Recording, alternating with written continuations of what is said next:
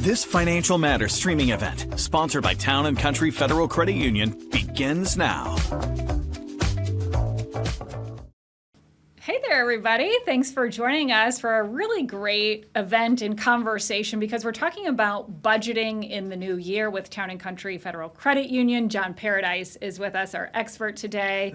You know, this is such an important part of just financial wellness. And it really is. You think new year, new me. Right. It goes in line with, what am I going to do for the new year? What are some of my goals? And I think budgeting, getting your finances in order is so good for you in so many different ways, not just in your wallet or your bank account. It's good mentally as well because it puts you in a really good state. If you can get financially well or at least get financially stable, I think that really makes you feel much less burdened. Let's drill down on the mindset part of that, though, because that is such a big part of budgeting and your financial wellness. It really is. And I think when people hear budget, they're like, oh, that means I can't spend money. That means I can't do this. That means I can't do that. There goes my daily cup of coffee, or there goes my Friday and Saturday nights out and things. It doesn't mean that. What it means is you're getting a handle on what you're taking in, what your income is, and what is going out. And you've got to get a handle on, you can't have more money going out than is coming in. That's not sustainable. So when you think of a budget, think of it as righting the ship, so to speak, and getting a handle on what are you doing? What do you have as far as expenses? What do you have for goals? And I think it can get you in a place that you can do small steps. Yeah, small steps are key. We've talked about it. It sounds like a mountain to climb when consider it a little hike. And you're going from point A, not to point Z right off the bat. You're going to B, and then C, and then D, and take those small steps, but keep going forward. That's the key thing. Yeah, and I think, as we just talk with our viewers here too, which, by the way, if you have questions about budgeting or financial matters, please put those in the comments, and John and his team will answer your questions that you post. So just keep that in mind. And I think, you kind of hit it on the head, is often it feels very intimidating and very big. So what are some of the small steps that we can take just to get started on our budgeting? Well, like I said, first thing you need to figure out what's coming in, what's going out.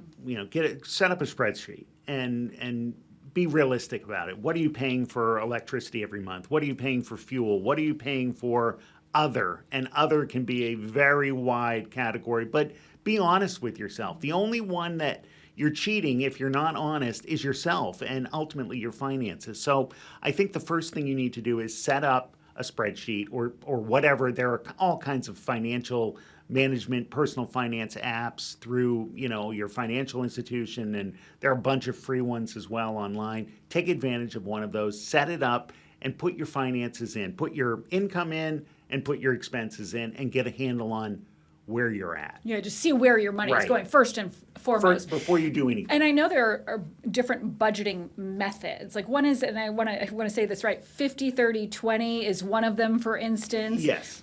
How do we figure out which budgeting method is best for us? Try different ones. It's not a one-size-fits-all approach. There's the envelope method, which is the really low-tech one. You put, you decide, I'm going to put a certain amount of money in my expenses and for my mortgage, for my utility bills, for my phone, et cetera. And then I'm going to put, so you got that covered. And then how much do I have left over? What am I going to use it on? Am I going to put a certain amount for savings? Am I going to put a certain amount for retirement?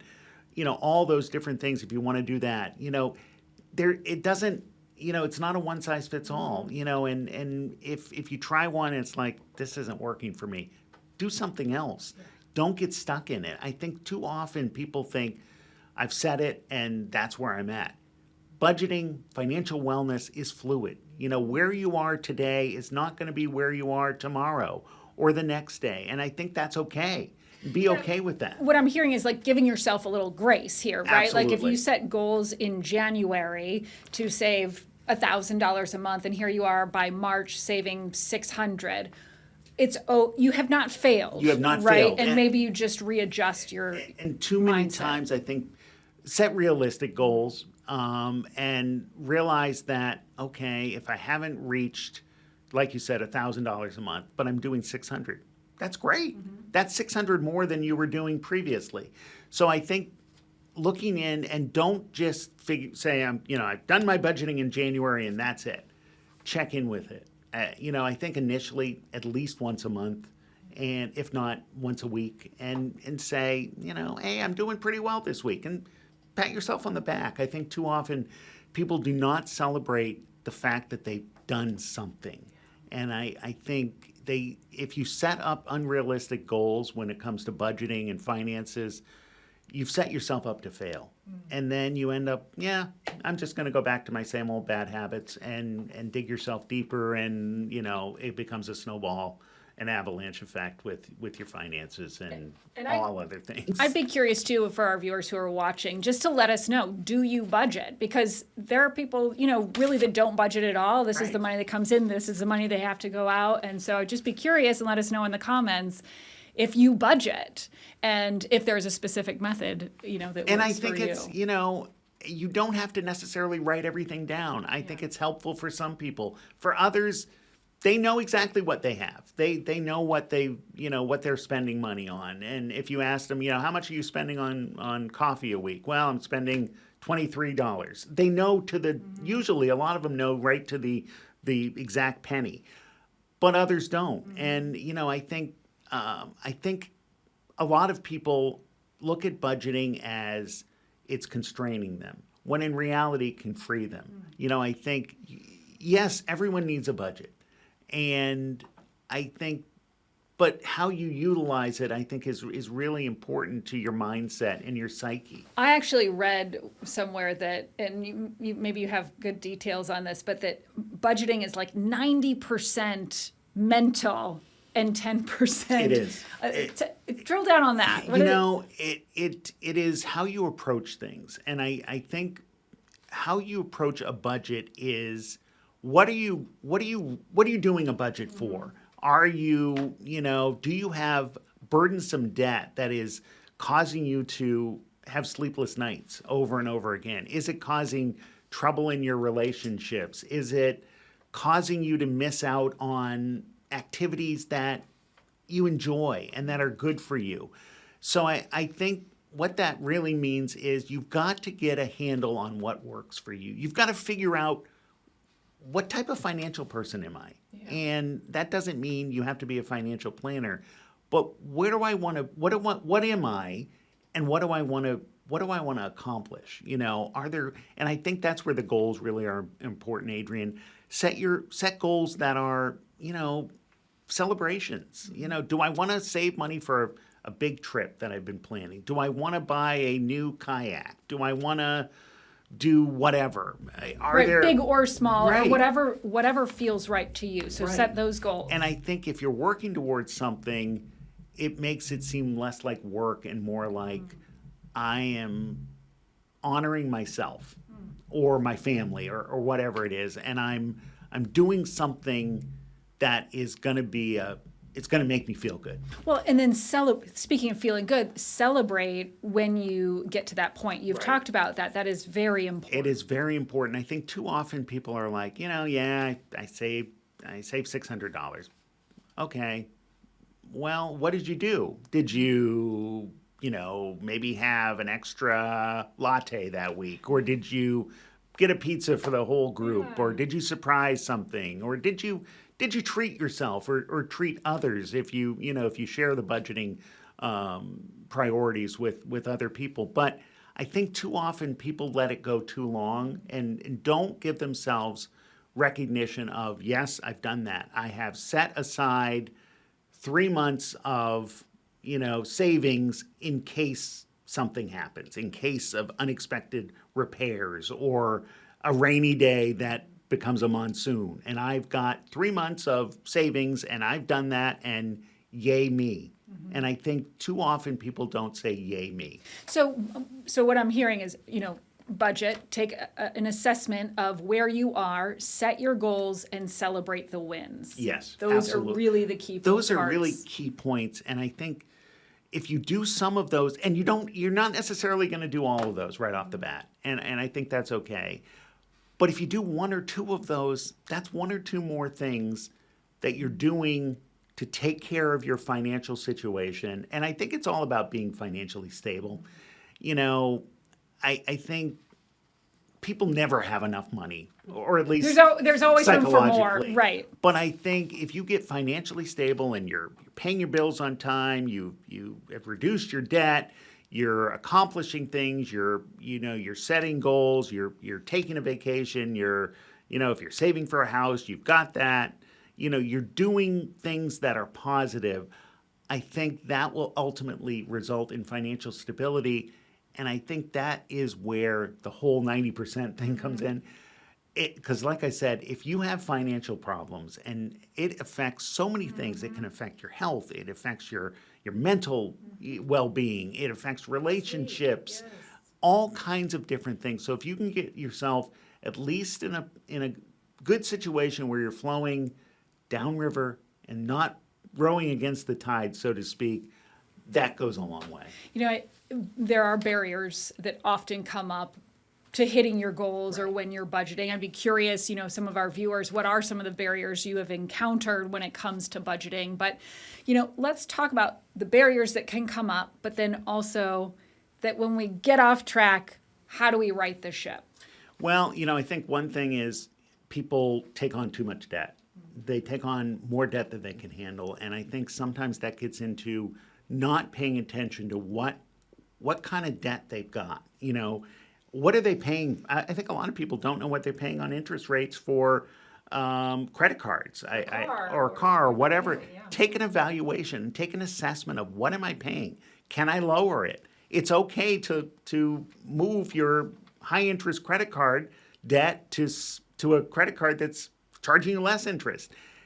Do I have a balance transfer fee? And there are credit card and providers that will allow you to transfer that debt at no balance transfer fee. That's a big savings when a lot charge 3 to 5% of what you're going to transfer. That adds up. If you're transferring $5,000, that's hundreds of dollars that you're doing. So I think, that's one of the barriers. And I think another barrier is that people open too many credit cards. I think that's another thing. Have a couple. I think that's good. But, don't, because the more credit cards you open, that hurts your credit score short term. And I think if you're trying to buy something and your credit score is lower because you've opened all these, credit cards, that's what's called a hard inquiry, and that dings your credit score. That will result in you paying a much higher interest rate on an auto loan or a mortgage or things like that. That will impact you, obviously, financially. So, I think making decisions that probably aren't in your best interest, or maybe trying to live above your means is another situation. But I go back to what we started the conversation with, and that's not having an idea of where you are financially. That is a big barrier. It's just the start, right? And if you do nothing else or take anything else from this conversation, it sounds like that just start there. Yes. Take inventory. Exactly. Yeah. Get an idea of where you are. What's my net worth? Yeah. What do I have for liabilities? What do I have for assets? And it could be that you're in a much better situation than you thought you were in. Or, it could go conversely the other way. But get an idea. Don't put it off. I think too often people ignore it. And if you ignore it and put your head in the sand, that's not going to make it go away. Yeah. Right. No, it's going to make it get worse. Right.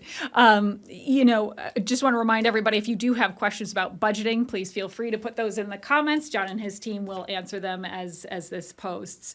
I have heard of the pay yourself first method.